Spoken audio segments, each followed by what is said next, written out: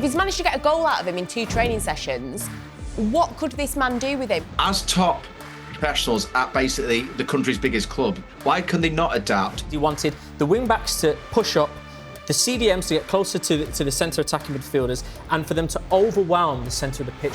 So I'm a little bit concerned, really, about the whole thing. Andre Onana, take a bow. A couple of times, Johnny Evans had a nosebleed, he was so high up. Welcome to Manchester United. I'm more confident about playing Everton than I am about Bodo Glimt. And Everton, I'm going to say we spank them. Hello and welcome to Inside Devils, talkSPORT's Man Utd show, bringing you the latest news and reaction coming out of Old Trafford every week. The Ruben Amorim era has officially got underway, and after a 1-1 draw against Ipswich Town at Portman Road, joining me this week is Angelina Kelly, Ryon Scott-Douglas, and The Guardian's Manchester football correspondent, Jamie Jackson, the rock star. There he is. How you doing, mate? Jamie, you all good?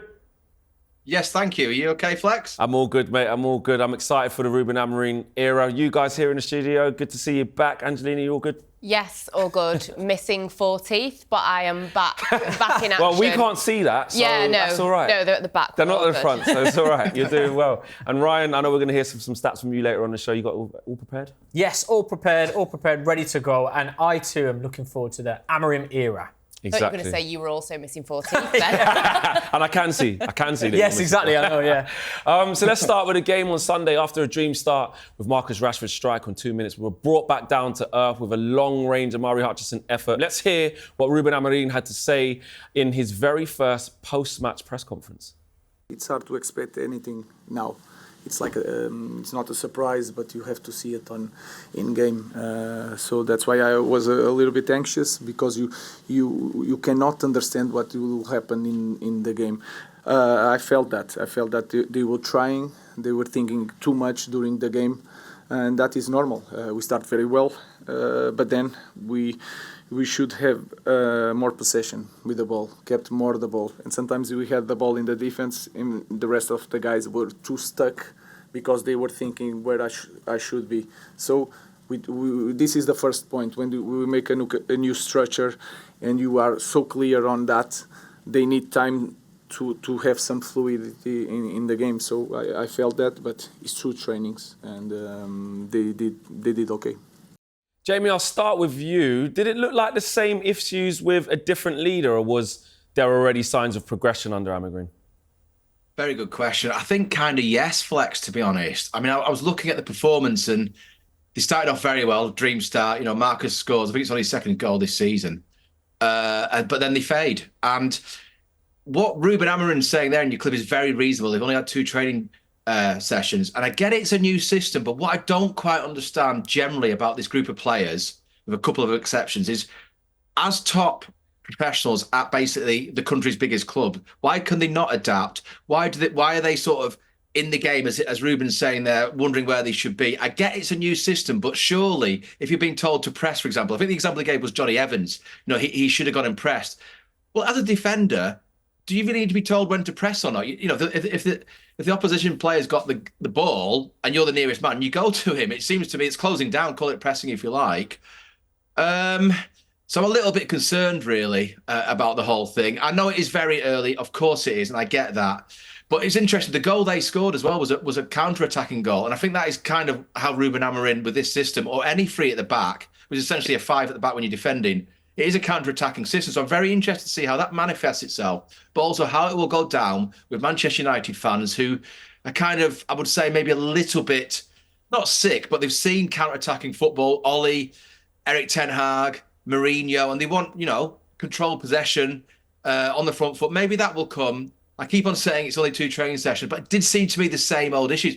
And so, related to that, apart from maybe Fernandes, Mainu, Martinez, you could say Rashford when he's consistent, I'm not too sure this group of players is good enough. And Ruben Amorim, as a smart cookie, will know that probably, but he can't say it. Yeah, exactly. He has been complimentary of the players, but we know he's going to have high demands, don't we, Ange? And actually, some of the post-match analysis was similar to what Jamie just said there in terms of not a lot will change until the players change. Is it just a matter of fact that we have to wait for him to undo this squad to rebuild it again in his image? Or do you think that there can be more positive performances than what we saw with what we've already got? It's interesting because I know that like a lot of pundits have been speaking as well about the formation and will this formation even be standing still next year, and we've got to wait because they're going to get rid of players and it's going to be people insinuating that it's almost going to be a completely different team next year in a year's time. And the thing is, Amorim will die on the hill of this 3-4-3. He said it. Yeah. And, it was interesting, like, one of the things that he said was, we must not forget about the new idea. That's why I was brought here. So he was brought here for a specific reason. So people saying like, he's going to, maybe he will have to tweak it, we don't know. But he is going to do everything in his power to make sure that his idea and his system works. With the players, he's been almost overly complimentary of them.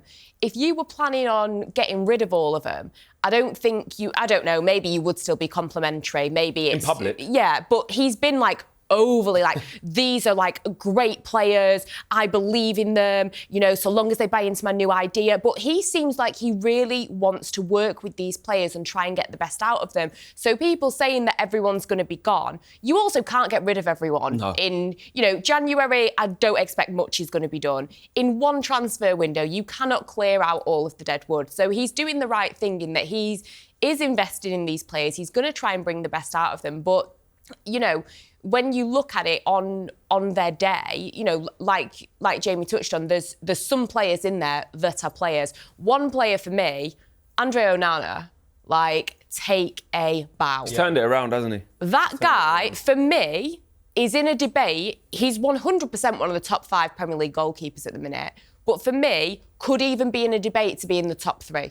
Wow. Because I think this guy, he's got the most clean sheets in the Premier League. I know you are the stat man. I found a stat for you that you might like. Come on then. So in 12 Premier League games so far this season, he's first in post-shot expected goals minus goals allowed. So that basically means most of the shots that you wouldn't expect him to save, he's saving.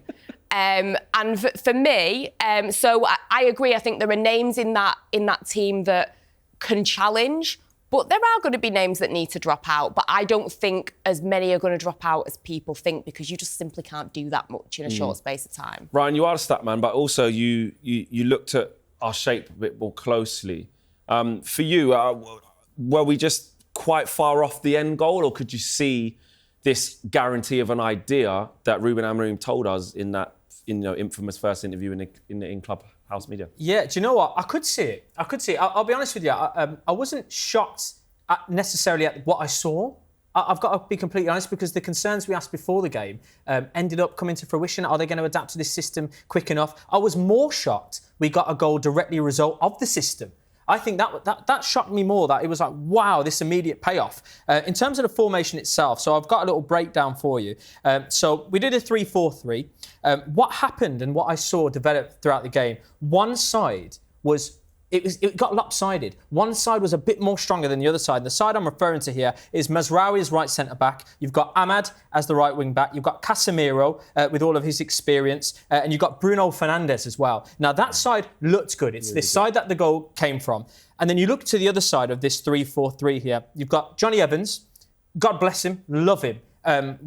Would he be Amorim's first choice in this system? Probably not. Let's be honest. You had Dalot, who was struggling to adapt with that left wing back position. Garnacho, who, look, I don't need to tell you how much I adore Garnacho, but decision making, just a few things were off in that game. Again, he's adapting to this system as well. So that, in terms of the 3-4-3, we saw the shape, but it became a little bit lopsided. Now, what he wanted to achieve here, Amorim, is he wanted the wing backs to push up, the CDMs to get closer to the centre attacking midfielders, and for them to overwhelm the centre of the pitch, to be this 4, which would have been Garnacho, Bruno, Eriksen and Casemiro, to be this 4. He wants the back 3 to play in, break the lines and play into this to this 4, this cluster in the midfield. Now, there's going to be times where, even though they receive the ball, and this is Amorim's plan, it's going to be tight. You're not going to have a lot of time to breathe. It's going to be, you have to be press resistant. Now, Eriksen, and Casemiro, at the stages of their career, they're the complete opposite. Yeah, they don't fit that Yeah. profile, and this is on the ball. I'm saying, what Casemiro will beat Ugarte, I imagine, and Eriksen and Ugarte's is the sixth. He's clattering. He moves it on quickly, sideways, forward, back, whatever. about the pitch as well. Exactly. Whereas Kobe Mainoo is press resistant, which is exactly what Amorim's looking for. And then you've got the wing backs who will either distract or receive the ball through the channels. So that's essentially what he wants. In terms of how he wanted to press. So what happened was Eriksen and Casemiro, we've seen the breakdowns. You've referred to the breakdowns. So Casemiro looking over his shoulder to the touchline. Should I approach? Should I do this? Eriksen, should I? Because Amorim likes to be fluid. He likes to either be zonal or man marking. That's essentially, waits for that trigger, and that's exactly what he'll do. Now, Eriksen and Casemiro were very stop-start. They didn't know what to do. Whereas the front three, Garnacho, Rashford, Bruno, they went and they pressed. But what happened there is there's a disconnect. There's a big gap in the middle. So we saw Ipswich actually do what we wanted to do. They clustered the midfield and they overwhelmed the midfield, and that's why we got overrun at points as well. So that's essentially what went wrong. The front three were pressing and there was a big gap in the middle. What he wants to do is he wants everybody to move forward. He wants, Onana, the sweeper keeper. He wants the front three to go all the way up. He wants Eriksen and Ugarte up by the halfway line. Amad and whoever it is, Diallo or whoever, to push up. Dallo, sorry, to push up. Garnacho, Bruno and Rashford all to go together. Now, that didn't happen. So essentially, that is where I think, in terms of Manchester United, on the ball and off the ball, we could see the ideas, but it just didn't quite execute. Now, funnily enough, just to move on quickly, Ipswich played this system.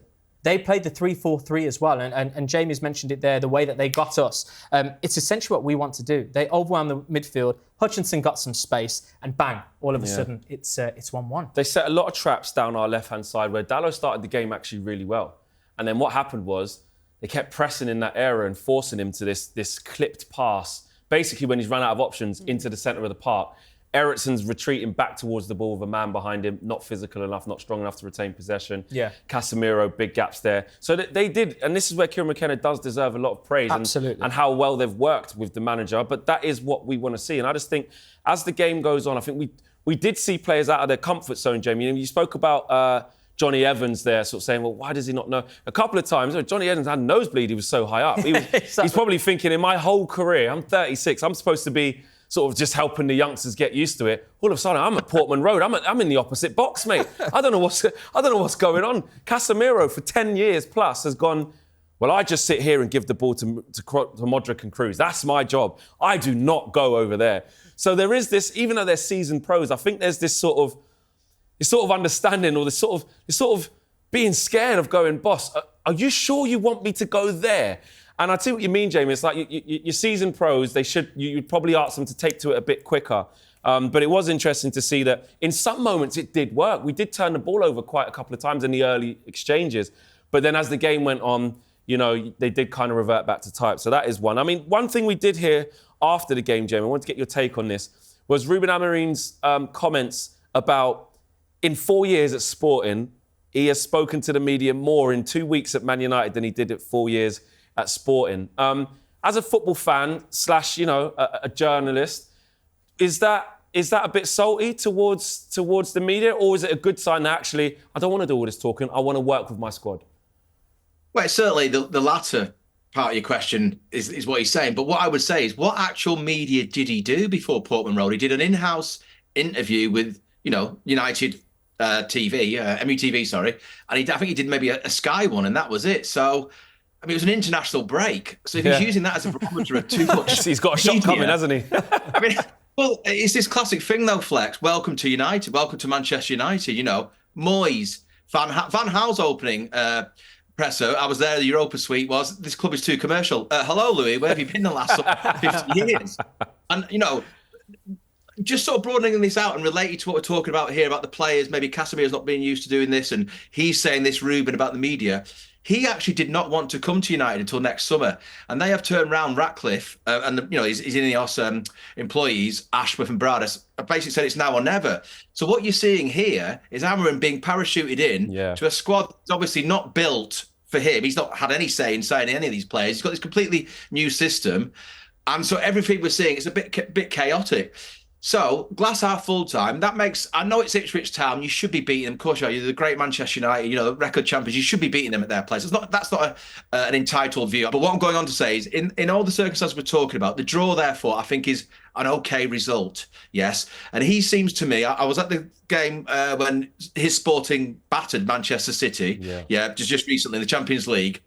He knows what he's doing, don't get me wrong, and he will know exactly the profiles of every player in that squad, the whole shebang. But until you actually get into Manchester United and have to deal with, yes, what he mentioned there, the sort of media commitments and just the sheer size and expectations. And, you've got Ed Sheeran gatecrashing the sort of the Sky thing after the game, basically because he's Ed Sheeran and it's Manchester United and all the rest of it. That's just part of the, if you're talking about the closest you're going to get to Hollywood and a football club in all over the world, there's two basically, Real Madrid and this one, United. Yeah. And this is what he's gradually having come to terms with. But he is having to basically, it's the old Brendan Rodgers saying, learn to fly an airplane while it's being built sort of thing. And that's what that was his sort of paraphrase, with regard to management. So if he's not even doing it in a summer at the start of, a close season transfer window, he's coming right in, where are we, November. 10 or 11 Premier League games played. The last guy's been sacked. You're down in 13. You got 15 points. And hello, Ruben, sort it all out. It's just not going to happen. But I do, on the one hand, I've seen so many managers and players' careers swallowed up by Manchester United since Ferguson left, for all the reasons we all know, the structure, basically bad executive management in a nutshell, I'd say, and then which feeds into muddled transfer dealings. So I really hope he's not the latest. On the other hand, I do think it's an exciting appointment. I'm just a little bit concerned. I'm not concerned about the system, but what I'm concerned about is, does he not have it in him to be able to tweak it every now and then if he needs to? No, he has basically said what we've said so far. In essence, he will die on this hill of 3-4-3. But surely, it's smart to be able to just tweak it if you need to do a 4-2-3-1 or whatever for the odd game. Maybe he will. This is what's fascinating. This is why we love football. Yeah. Well, this is really interesting to see how he's going to play it. But he is, Ineos did say to him, come now or forget about it. Now, I'm not too sure what would have happened if he'd really, sort of stuck his toe into the ground and said, right, now I'm not coming until the summer. Maybe they would have relented. But the point is, he's here now. And so he's got a heck of a lot of issues to deal with. But I suppose part of it is, I was going to say, therefore the expectations should be low. But this is Manchester United. It's never low, is it? You and I are very sensible people. And the rest of the very intelligent panel today, but there's a lot of people out there who, for whatever reason, whether they're United or non-United fans, expect too much, and that's kind of what he has to deal with. 100%, and that bit there, Ange, about he will die on this hill. 3-4-3. Ipswich, that's how they play anyway, so they matched us up straight away and kind of exploited our weaknesses. Is that going to be a problem in the early teething stages of Ruben implementing his style, because everybody knows exactly how Man United are going to play. They know exactly what this head coach is all about, so it makes us easy to set up against us. Yeah, maybe, but then I guess you could argue there's a lot of Premier League teams that set up in exactly a specific way. What City are going to do, for example. Not trying to compare Man United and City at the minute before people get on that, but there's a lot of teams that have a set way of playing. So I don't think it will be too much of an issue. But I think the main teething problems we're going to see is, like I said, exactly what he was talking about, saying the players were a little bit confused. They had a lot of different things going on in their heads, which I do agree with Jamie. A part of you thinks like, hang on a minute, you're a professional footballer. You're just playing a different formation. Like, why is it such a thing? Like, oh my God, I don't know what I'm doing. I don't know where to go. This lot showed us this already. So like, we know that under various said managers, they collapse, they don't show any consistency, they don't run. So then when Roy Keane says, don't expect the Leopards to change their spots, it's like, well, is there a little bit of that then? And then Ruben actually spoke about it. He goes, well, Dallow's been used to being a right back, inverting every single time he gets the ball. I don't want him anywhere near the centre of the pitch. I want him out there. So is it going to take a little while to go, oh yeah, because your mechanics are, I'm going in there. Maybe. I mean, I'm not a professional footballer, clearly, so I don't know how hard it is to get your head around it. Hopefully, I think if it becomes a massive teething problem, you probably are going to look at it and think, hang on a minute, you guys should be all right here. But you've got to give it time. But I like the fact that he, spoke very positively about Ahmad. There's a lot of debate as to if that is the best position for him. But, he heaped a lot of praise on him, Mazraoui as well. I think that overall, Bruno and Garnacho. That there were some issues, it wasn't quite right, but when you look at their like average positions on the pitch, they were a little bit tighter in as to what you need. So they were taking the information in. But the main thing is, and I hope he's right, and I hope he's not just saying this, you know, that these players really want it. And that's going to be key, and that's what we're really going to need to see going forward. Ryan, Roy Keane said we're an average Premier League team. Yeah. Is that a fair assessment with the players that are there, taking into context what Amorim could take us to and his ideas? But right now, as you look at us, are we an average Premier League team? We've had average performances, and don't get me wrong, there's probably, some, without naming names, some average players in there. But there's also... Name them! Name the names!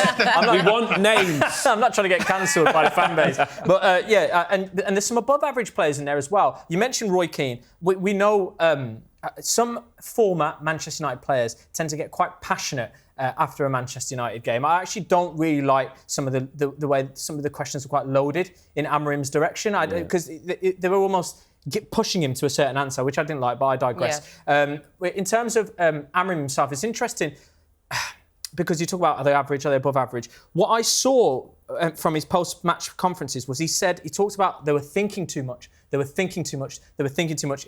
So what his job will be, I imagine, based on what he's saying, is to make it instinctual, which will take time. Has to become autonomous, doesn't yes, it? Has to does. become repetition. Has to become cyclical. Exactly, and it will take time because, and as I say, I'm not surprised at that game. I said 1-0 last week. I wanted to say it could have been 0-0 or 1-1. I didn't think there was going to be many goals. I knew it was going to be tough. So it's just that instinct is what he's looking to implement into the squad, and that won't be the starting 11. No. In a month's time, maybe. Yeah. So there's a few... Yes, there's some average players in there, but even the world-class squads will have some average players in there, so I don't look into it too much. Jamie, in your assessment, are United an average team at best? And until he gets his teeth into some transfer windows, back-to-back, summer windows, to really get what he wants, there's not going to be too much improvement? How do you see it? Right, so my answer to this is, at the moment, yes, it's an average squad generally. I think I've named the players. I would throw in Onana in that. I'm still a little bit concerned about his sort of quarterback passing out from the back. It's always, not all the time, but often seems to either go out or straight to an opposition player. But what I'd like to add to like my assessment that they're average at the moment, let's see how good Amorim is, because all the really top ones, right, which is what United need and deserve as Manchester United, is a top genius manager like the gentleman across the city. So if he is in that class, then they will become a lot better. And I'll give you a couple of players who I think are average, or maybe past. Jamie, Jamie will say names, mate. Rather you than me. Eriksen, Casemiro, Dalot. Dalot. If he is any good, Amorim, he will make those three and the team generally a top 6 pushing for top 4 side this season, right? Do you think those players need to go ASAP then? The ones you just mentioned, or people like that who you see in the long run? Yeah, I mean, listen, nothing bad. Casemiro's had an amazing career, So is Christian Eriksen, but it's their age. It happens to all elite athletes, and they certainly were in their prime. So yeah, I think. But what we're talking about again here is yet another reset, rebuild. This is the 6th, since Ferguson. This is the 6th permanent number 1. And all of them have had to come in, Moyes, the Fellaini summer. I won't go through them all, but, Van Gaal, the Galacticos, Mourinho, et cetera, Solskjaer, the Ronaldo thing. And it's always been a reset. And I just feel like surely someone sometime, before I pass away, is going to get it right eventually. We're all thinking the same feature. And hopefully it's sooner rather than later. But, this is why, again, I go back to Amorim. I feel he has got something about him, but I've always felt that about the guys who've come in, since Ferguson. I've always thought, this is a good appointment. So let's wait and see. I've just seen too many of these sort of resets. I wouldn't call it cynical. I call it just realistic, based on the facts of what's occurred. I'm a little bit wary because this club has a habit of swallowing up managers and players. It does, and if on a personal, guys, when I sum up the squad, even before Amorim was coming in and doing various podcasts and different shows talking with fans, I was like, I don't believe our squad is as good as we think it is, just as a default setting, regardless of who the coach is, player for player, pound for pound, man for man. There's players there where you go, well, even if they're functioning to their best capabilities, how much of a gap does that close on? Forget City, Liverpool, Arsenal. How much does that close on Villa, Brighton, Newcastle, Chelsea, Yeah. these types of teams. I think we've got a real big issue with... I'm comfortable with how much centre-halves we've got, and we're going to play 3 now, so that's fine. They just need them to be fit. Yeah. Wing-backs until we get a thoroughbred left wing-back and thoroughbred wing-backs in the summer, I get that. I'm comfortable with a midfield 2 of Ugarte and Kobbie Mainoo, that can work. I'm really uncomfortable with the front 3 attacking players. Oh, yeah. And you know why? Because I think we have a mixture of inexperience and experience that has had multiple chances that hasn't transpired into quality. Yeah. And I feel like Garnacho in that inside 10 that's a big change for him. So quality-wise, decision-making-wise, his age-wise, that's going to take time. I think Marcus Rashford, the only place he naturally gets in, I think, is up front. Yeah. That's an issue. Xerxes, I'm looking at him and I'm going, well, in the 10, he's not mobile, but that's his best position. But we're looking at him, it doesn't look great. We're looking at Rasmus Højlund, and he's got a long way to go, yes. He's not a Gyökeres, he's a lot younger than that. So maybe Amorim can get his teeth into him, which is what Jamie said about how good of a coach is he to improve. But Rasmus is way off being good enough, I think, to lead us week in, week out. Yeah. I think Mason Mount and Ahmad are the 2 perfect players for those inside 10s. Right. Then what do you do with Bruno? I just think he's got a conundrum with the 3 attacking players. Yeah. And we're 13th for goals scored, guys. Like, it's just been a common theme. We don't score enough goals. And I don't know, or I worry where that's going to come from, Angelina. Yeah, I agree with you. It's just the constant tale with us, isn't it? We cannot, we can't kill off games and we cannot score goals. And I agree with you with the Rasmus Højlund situation. I think Man United are going to need another striker. Absolutely. And a top one who's ready now. This is it. You need someone who's ready now. I think that, regarding the wing-back situation, I think that they're going to need to bring in maybe 1 or 2 because as much as, I've said it a million times about Luke Shaw, he's great, but he can't stay fit. Yeah. That's the bottom line. And I think, you also need to look at somebody maybe in midfield as well, because I think that there are names with Man United that are good. You take Andre Onana, Kobbie Mainoo, Alejandro Garnacho, Bruno Fernandes, just off the top of my head, those are names that, when you look at the teams that are above us, your Newcastle, your Brighton, your Aston Villa, Brentford even that are above us, that's how bad it is. Yeah, there's a few ones. We got those are names that would, be welcomed, in my opinion, into squads like that. So I think that we do have quality in places, but the major issue is the squad depth, because you look at it, between December 30th and January 5th, we have a 6-day break. Apart from that, it's midweek games. They are going to come thick and fast, and Man United do not have the squad depth for it. And I think definitely in that midfield, because, you spoke about Ugarte and Kobbie Mainoo are your key 2. Who else do you rely on? Yeah. Who else is there? I mean, I know there's a guy at Atalanta called Ederson, not the goal. Yeah. He's not a goalkeeper, he's a midfielder. Atalanta play in a kind of more similar style in that they have the 2 midfielders behind a back 3. He's a 25-year-old, maybe somebody like that could be good. I don't know if that's a name that has been linked, but, we're going to need reinforcements, because even if those players stay fit and we do manage to creep up the table, it's the depth. We don't have it. Yeah, it's going to be interesting to see how it plays out. Jamie, before we let you go, wanted to ask you about Manchester United reportedly reporting figures of £143 million in this financial quarter, making a profit of £1.3 million. Is that a sign, early signs at most, that the Ineos regime is working? We're up, mate. We can buy a packet of crisps with that. We can, get some drinks in or something. Jamie's clasping his lips here. I don't like what's coming. Well, it depends. It depends what figures you look at with regard to the accounts. I mean, the current borrowing, the debt has basically gone up to about 726 from the last time, 726 million. That's because something called current borrowing went up by from 36 million in June to where we're at now, 236. Now, the reason for that is basically because over the summer you have an outlay on transfers, right? As all clubs do. But of course, they've had to borrow to spend on sort of 4 or 5 players that I think we kind of mentioned. Certainly a few of them, De Ligt, be others, Lenny Yoro, etc., etc. So I think, I'm going to say, the politest way of saying it is United are kind of in the same state as they were financially. You know, they're not in any more trouble or any less trouble, but it's not as if they've cut this debt by a lot. There's something about 8.6 million has gone on the redundancies they've made. Now, part of that's not just to sort of pay people off. That will be to sort of pay auditors to sort of have a look at where they can make these cuts. You know that, but so that's 8.6 million. Obviously, Sir Jim Ratcliffe. The figure he wants to cut overall is 250, or about a quarter of the workforce. I'm not sure if all that has gone through. So I would just say the accounts are kind of in a holding pattern. I think the next time we're going to see more costs factor in, because this quarter that we're talking about does not take into account, Eric Ten Hag being sacked and Amorim coming in with sort of 4 or 5, new staff, and how much all that's going to cost. So. Yeah.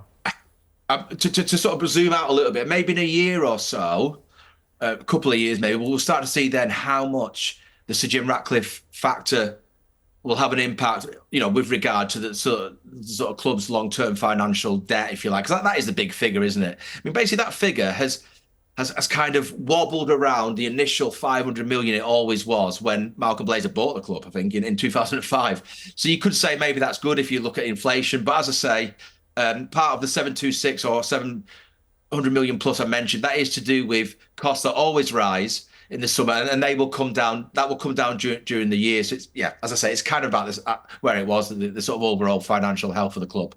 Jamie, it's been an absolute pleasure for you taking the time out to join us, mate. Thank you for your wisdom. Thank you for your honesty. It's not like you to be honest, And I'll see you soon. I'll see you tomorrow, actually, mate. I'll see you tomorrow. All of you. And take care, mate. Thank you ever so much.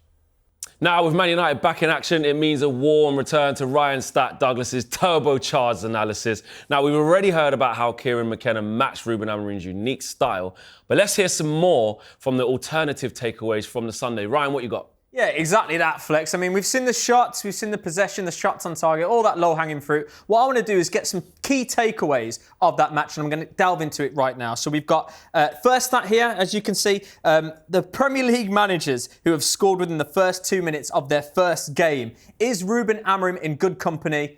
Well, I'll let you guys be the judge of that. It's David Moyes in March 2002. I was going to say someone that we know well. He wasn't here long enough to know him that well, but we all know who he is. Flex, Ange, I don't know. I'll throw it to you, Flex. Is that a bad omen? That's the first question. No, it's never a bad omen to score in the first 2 minutes of your Man United debut as a head coach manager. We want goals. We want to start off with smiles. We want confidence, and goals breed confidence and help you win football matches. So I'm not buying into that now he started on that foot and matches a David Moyes record from March 2002, that he's now going to be, summoned to bad things. Yeah. But I don't know how you guys felt, but as soon as we scored after 1 minute 21, I was buzzing. Yeah. I'm not thinking, who's done this, and I'm excited. Yeah, exactly. The league was on its way. That first 2 minutes. 21 was coming, mate. Yeah, exactly. Ange, what do you think? Bad omen, or you think that's good sign? I mean, you don't really want to be lumped in with David Moyes, do you? But I think I don't think that we're going to go down the same route. I'm feeling positive. Good. Okay, with that being said, I will move you guys on to stat number 2, which is Man United have failed to win a Premier League game away to newly promoted opposition since a 4-1 loss at Watford in 2021. They've won their previous 9 away league matches against newly promoted sides. Now, look, I know what you're thinking. I'm thinking it when I read this. That's not good reading, okay? That is not good reading. Should this game have been an easy start for Amorim, with that being said, Ange? What do you think? Yeah, I mean, you look at it on paper, you look at how Ipswich have been performing, you would think that United would have been able to have got a win. So it was disappointing at times, but, there were other positives to take away from it. But when you look at Man United over the last couple of seasons, it has been those teams lower down the league where we struggled. We've ended up getting good results at times against some of the bigger names. And it's those games where maybe, I don't know, like the concentration, the focus isn't there. It's not deemed as big of a game. So maybe it has some kind of effect. I'm not too sure. But yeah, it's a frustrating one that I hope maybe, we can turn that around. Yeah. Flex, do you think we had enough to win this game? Should we have won it? With the way how the game panned out, I don't think we deserved to win. I think we could have ended up losing, really, if it wasn't for Onana, if we're being honest. Yeah. But it's just that a lot of those big chances kind of came when they were a goal down. So that would have made it 1-1, if you get what I mean. But I feel like we have to take into context that Ipswich Town have been with Kieran McKenna a long time. Yes, on paper, Man United are supposed to beat Ipswich Town, but listen, they've given everybody a good game. They're just coming off the back of going to Spurs and winning. Aston Villa played there, they got a 2-2 draw. You know, that first half they had against Liverpool had Arne Slot scratching his head, having to bring off Jarell Quansah because they needed something different. And obviously Liverpool are a better team than us. So I think you have to give credit to Ipswich Town. They performed really well, and they're better coached than us. They've got better habits than us. It's just that we've got better individuals, hence why we're a bit higher up the league than them. But in terms of how they operate as a team, we can take some things from them where we want to see that in our team. And Ruben Amorim knows that. So I was disappointed, but I still understand the process of where we're at and how patient we have to be, which is what Amorim's been talking about. Yeah, and I agree with you. McKenna, Ipswich, they've had longer to form that connection, haven't they? Exactly. So I completely agree with you. Let's move on to the next stat here, and it's not all going to be doom and gloom. However, though, Ipswich avoided defeat for the first time in a long time after going 1-0 down at home. That was since May 2001. May 2001, so it's another unwanted record here. So, I mean, there is stats that we can get into, that we have got into, but Ange, why do you think they took their foot off the gas, Manchester United? How do you summarise that from your perspective? It was a frustrating one. I mean, I know that Ruben Amorim has spoken about how, the players were maybe a little bit confused. I think that, and this is no disrespect to him, I think he asked a lot of them for players to be playing in positions that they're not comfortable in. We could see, a style of play. We could see what he was trying to do. And I think at the end of the day, you don't want to try and use it as an excuse, but, you've got 2 training sessions, you've had so much change, you have got players playing where they're not comfortable. I think it was just a case of so many different things going on, they just couldn't quite execute. Yeah, exactly. I agree. Yeah, Flex, you agree with that? What do you think Ruben Amorim needs to develop how to finish teams off? He does, but it's about the players getting comfortable with the system. Like, he was so spot on by saying that I was looking at them, they didn't know where to be. And that clip that Jamie Carragher sort of highlights is a perfect example of Casemiro literally saying, boss, do I go there? Are you sure? And he's not comfortable being that high because Casemiro for over a decade has sat in front of a back four with protection, with solidarity, with being compact. He doesn't go chasing after people high up. So he is going to go, I'm leaving a big gap here, you sure, boss? So I would much rather Ruben Amorim do this and be honest and say, we will suffer. Yeah. We will suffer. We've got some big away games coming and we're not going to be ready. We will suffer, but start on the front foot with how you mean to go on. Instill the principles in the team. And if players are uncomfortable with it, so be it. But also, that's not the team that we want to see week in, week out, or he wants to have week in. Johnny Evans is going to be playing left centre-back. No. Casemiro's going to be playing with Eriksen. Ahmad's probably not going to be right back. Mazraoui's not going to be right wing back. Luke Shaw's not going to be on the bench all the time, hopefully if he stays fit. So there's a lot to fix. So I just think that, of course, we want to finish teams off, but for the first game, and there's been 2 training sessions, and he's had to sort of rob Peter to pay Paul to get so many different people in different positions just to get the team out there. Yeah. I'm so calm about that. I'm so calm. With that being said, Flex, let's try and inject some positivity here because you can take some positive connotations from this stat. Marcus Rashford has now scored under 6 managers for Manchester United. That is more than any other player. So we've got here Louis van Gaal, Mourinho, Ole Gunnar Solskjaer, Ralf Rangnick, Erik ten Hag, Ruben Amorim. There's a few things that I take from this, to be honest with you. Ange, I'm going to throw this one over to you, though. Is that a good thing that we've got a player that's played under these managers that's still scoring for the managers? And could it explain potentially why, there's so many systems that Marcus Rashford has had to adapt to? How do you look at that stat? I mean, I forgot about Ralf Rangnick. When his name just pops up, I was like, oh my God, throwback. Yeah, I know. Guy. Yeah. You know what? I've seen a lot of people still feeling quite negative about Marcus Rashford. I've been negative myself. I've even said, I don't really want Amorim. If Amorim sees a player in him, fair enough, but otherwise I don't want it to be a drawn-out process of him trying to get something out of him. My famous phrase, cut the cord. Yeah. However, after seeing that game, I don't understand how people were still being negative about Marcus Rashford because Ruben Amorim has got a goal out of him. Yeah, at the end of the day. Straight away. Yeah, he has got a goal out of him. I know people are talking about New York and all that rubbish. That as well, Amorim, nothing to do with him. That's the powers that be. That's the powers that be. He's a coach. That is Ineos's job. They should have been cracking the whip a little bit. They should have been a little bit harsher maybe with the likes of Casemiro and Rashford and said, you know, you've got a new manager coming in, you know, and I think it would have been better PR had they have cancelled their trips and come back. I think that would have actually looked like, you know what, we've got a new manager in, we want to be present. But whatever with that, I don't think that people deserve the stick that they got. But with Marcus Rashford, I think, what could this man do with him in 6 months? If he's managed to get a goal out of him in 2 training sessions, what could this man do with him? So for me, it's very exciting. And like you say, he's played under a lot of different managers. He's had a lot of different systems. Overall, he's managed to work it out. I mean, we know where he prefers to play. He's managed to work it out. But I think, if anything, I'm actually feeling slightly positive about Rashford for the first time in a long time. Oh, right. OK, so you're in Rashford's corner. And do you know what? I'm going to piggyback on what you've said there. Maybe, Flex, this is a tough question for you. It's got a sinister undertone to it. Is this Rashford's last chance under Amorim? Do you think this could be the last manager? And not even just at United. Like, it's the last chance to prove that you're going to be the player that we all expected you to be, and more importantly, the player we all want you to be. Yeah. He's running out of chances. He hasn't looked happy. I've been a big advocate for leaving the door slightly ajar because we've got a new head coach with brand new ideas, new system, etc., etc. But if he doesn't convince him, then I don't see where Marcus Rashford goes. And now I'm looking at this formation. He can't play left wing back for me. Not a chance. One of those inside 10 positions, we saw Garnacho struggle with it at times.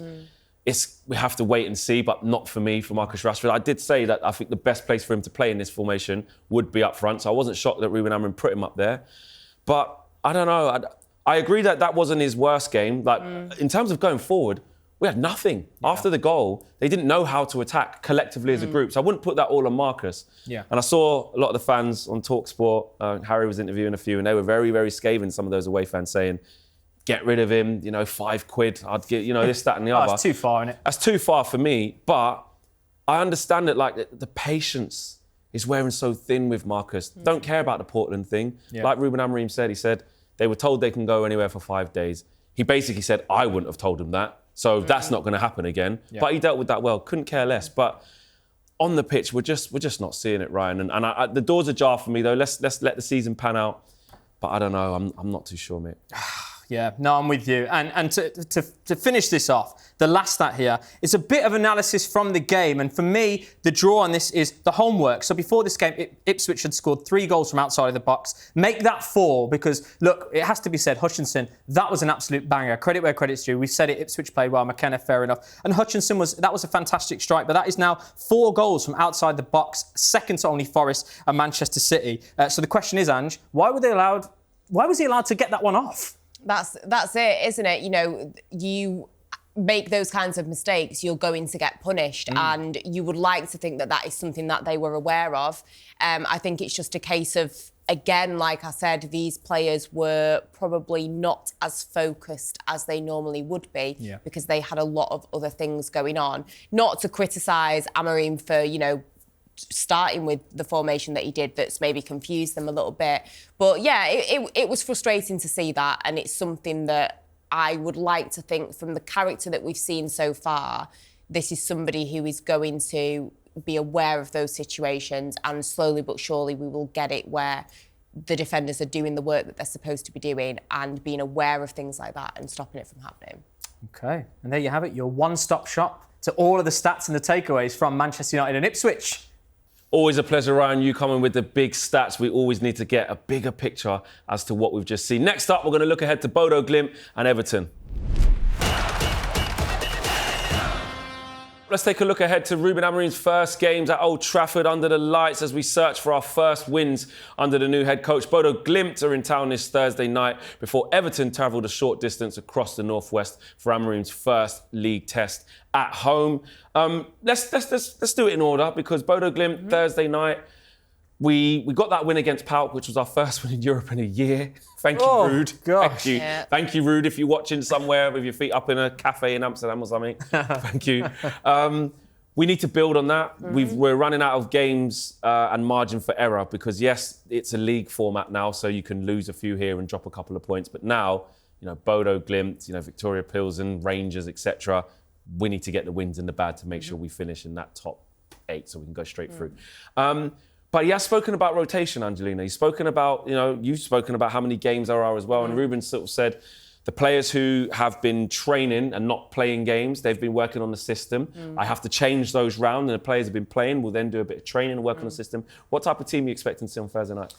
It'll be interesting. I mean, it's funny with this team because their season's kind of winding down now. They've only got a couple more games. This is a game that Manchester United should be winning, but how many times have we said that? It's a tough one because had they have done better in Europe, you would see this as maybe an opportunity for him to test things a little bit. Play some players that, maybe need the minutes, for fitness or, different things like that. But it's a tough one because it is a must win. I think maybe you will see Luke Shaw starting because at the end of the day, I think that's going to be his position now. Because at the end of the day, we don't know how much time we've got of Luke Shaw before the new injury. Enjoy it. Use him. So let's utilise him as much as possible before the next injury. But that is literally life with Luke Shaw. Maybe Ruben Amorim's going to change the load management on the players, the sports science, and maybe he's going to last the whole season. Someone needs to. If he lasts the whole season, then I will send him a bouquet of flowers to say congratulations because it is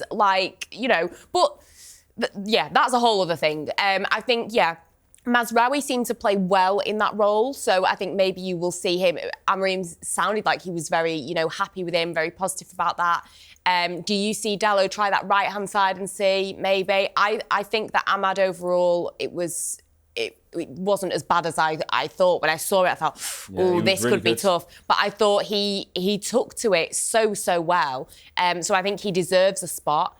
Do you maybe not drop him because he's bad, but do you maybe take Bruno out and put Mason Mount in there and see how he does? Because, players do need the rest. And I would like to think that we will see Kobbie Mainoo back as well. Yeah, I think so. I mean, Ryan, probably a lot of changes coming in, but off the top of your head, who would you like to see given a chance? Well, given a chance, just, when Kobbie's fit, he'll be straight in there, and I really, really hope that's the case because I miss him, man. I miss him, guys, honestly. I want him back in that lineup. I've got to be honest with you, and this might be controversial. I did like Diallo, right wing back. He adapted to it fantastically. I do envision, though, maybe him being in one of those 10s. Agreed. Yeah. And I would like to see that because he can still operate that right channel. We've said how fluid this system's going to be. Diallo, right wing back. I'd like to see it because, look, Jamie mentioned it there. I like Dalot, man. I realise... Jamie doesn't. Yeah, Jamie definitely doesn't. Called him out. But, and fair play because I know I might even be in a minority there that likes Dalot, but I do like him. Like Dalot. Yeah? He's a competent footballer. I think he had a good season last year. It looks like, because even before Amorim come in, he's been having a bad season. Yeah. He looks mentally and physically jaded. Yes, exactly that. So, look, in terms of what I knew before a ball was kicked against Ipswich, one of the attacking wing-backs can be an attacker and one can be a defender. That's what Amorim likes. So can the defender in this instance be Dalot and the left wing-back be Garnacho? I know I'm going to get killed for that. I'm not sure about the Garnacho. I know. Sure. But if we could, just for the time being, because Luke Shaw won't play there. No. And I don't know who else can play there. Malacia, but we don't know how much he can handle. Yeah, exactly. Mazraoui, I liked him at right centre-back for the time being. But will that still be the case? I think he'll be the right wing-back. Yeah, I think essentially if people were fit, we only saw that team because Lindelof, Maguire, Martinez, and there's another centre-half who was out. And Lenny Yoro just coming back. So that was already 4 centre-halves out. Yeah. Luke Shaw as well, only just coming back. So we had to play someone out of position. And Mazraoui is he's played in the 10 this year. He's played left back, right. He can do it all. Yeah. So I think what happens is as the team gets fitter and people come back, I think they all kind of shift round one. Yeah. I see Mazraoui going to right wing back. I can see Ahmad going up one. I can see Bruno going left one into the left 10. Or even if Kobbie Mainoo's not playing, Bruno could even play a little bit deeper next to Ugarte. Agreed. Or a Casemiro. Yep. We don't know. I can see Mason Mount getting some minutes in there as well. Who's left wing back though? Left wing back, I think will be. But I think it will continue to be Dalot, and I think he'll bring Malacia in where he can. He's been out for what was it, 517 days? Oh, do you know what? And it was fantastic to see him against Huddersfield, and he was on the bench. Yeah. So he is back fit. So we've got to allow him the time to get some minutes. Hopefully he can get some minutes off the bench against Bodo Glimt. Yeah. But also, and this is leading into the Everton preview now actually, Amorim's going to have one eye on that, isn't he, Angelina? Because at one point, on one hand, he wants to know more about his squad, give players an opportunity to play in a variety of different positions, but he has to manage the load.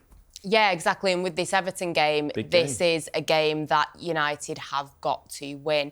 And, you know, you look at the game that Everton had against Brentford. Brentford have scored as many goals as Manchester City. So the fact that Everton were able to keep them quiet, you know, props to them. Branthwaite has been good since he's come back in. I think since he's been starting games, they've not actually conceded. So since he's been back, actually, you know, in the starting 11. So, you know, Sean Dyche has kind of, you know, batten down the hatches because, you know, they need to, you know, they need to be performing better. I think this kind of game with Everton maybe suits more of a Rasmus Højlund. I see it more being balls coming into the box kind of situation with the way that Everton play. So I think that could be a good game for Højlund to maybe build a little bit of confidence. But it seems like Everton have a very similar issue to Manchester United. They create chances. Everton create more chances than us at times, but they cannot convert them. Calvert-Lewin misses so many chances. So, again, when you look at that, we should be keeping a clean sheet in that game as well. And I just hope that if it is someone like Højlund, that it can be a confidence-building game. Brian, we saw Danny Murphy in some of his post-match reactions sort of suggest that Kobbie Mainoo probably wouldn't partner Ugarte. And he also said he doesn't think that the 3-4-3 formation will basically remain as it is. He thinks it will change into something else. As bit strong, that. Bit strong after one game. I mean, I like Danny a lot, get on with him really well, but I didn't agree with that. What do you make to that Mainoo point, though, that he probably won't partner Ugarte? And do you think that he's suggesting that he could play and occupy one of those two 10 positions? Because a lot of United fans have also suggested that maybe Kobbie could play further forward. It'd be good to see, don't get me wrong. I do think it's a bit of low-hanging fruit there from Danny because the system is fluid and it will change. And I know Jamie mentioned it there, but sometimes it can go to a 4-2-2-2. It will change and it will adapt depending whether they're on the ball or whether they're off the ball, don't get me wrong. But I disagree. I think if his comments were that we won't see it, I think we definitely will see it. But will we also see him in the 10? Well, hopefully. This is what Amorim is going to determine. But I'll tell you something. I know we're previewing both games here. That Bodo Glimt game won't be easy, you know. No. They're good sides. They beat Porto, okay, and they beat Braga, and they got a point off Union as well. So they're a tough team. I know it's at Old Trafford, but that is a tough team to break down. So I know we're talking about changes, and he's looking at the squad. I hope there's not too many. I think just kind of stick. He's still only had a couple of training sessions. I don't want to see too many changes. I want to see a couple. I'm more confident about playing Everton than I am about Bodo Glimt. So really, personally, this clip may come back to haunt me, but I think that's going to be a tough game. The Everton game, yes, they're a stubborn team. They also have the same problems as us. They couldn't stick one against 10-man Brentford, though. I would expect to beat Everton and beat them comfortably. Bodo Glimt, we'll see. Bit of the unknown. Okay, well, let's lock in the predictions then. Are we going to have a week of 6 points, Angelina? Yes, why not? Why? Loaded question, why but not? You know. Could have asked you, are we going to have a week of 0 points? I'm going to go with 2-1 on Thursday. Yeah. And Everton, because in my man, Andre Onana, I trust. And like the points I made on Everton, I'm hopeful that we can keep a clean sheet. So I'm going to go... You know, we can't really score goals, can we? I'm going to go with a 1-0 win over Everton. Okay. Very conservative there. What are you saying, Ryan? Bodo Glimt tend to score. So I'm also going to go 2-1 for the Thursday. I think there's only one they haven't scored this season in the Europa League. And Everton, I'm going to say we spank them. Really? Yeah. What, like 3-0? I'm going to go 3. Wow. I'm going to go 3-0. I think, again, more training sessions, more game time. He'd have had Thursday to learn the players a bit more. And Everton they're going to come scared. New manager bounce. I'm saying 3-0. Okay, all right. I'm going to quickly go with I like this 2-1 against Bodo Glimt. Yeah. We're still trying to work things out. We can concede a goal, just like we did at Portman Road, the same kind of vibe. Exactly. But I think at home, crowd, I think we get it done. Everton, I'll go 2-0. All right. 2-0 win. So I'm going to go for that clean sheet as well. Right, that's all we've got time for on this week's episode of Inside Devils. A big thank you to Jamie Jackson, Angelina Kelly, and Ryon Scott-Douglas, and we'll see you on another episode with 6 points in the bag next week. Take care.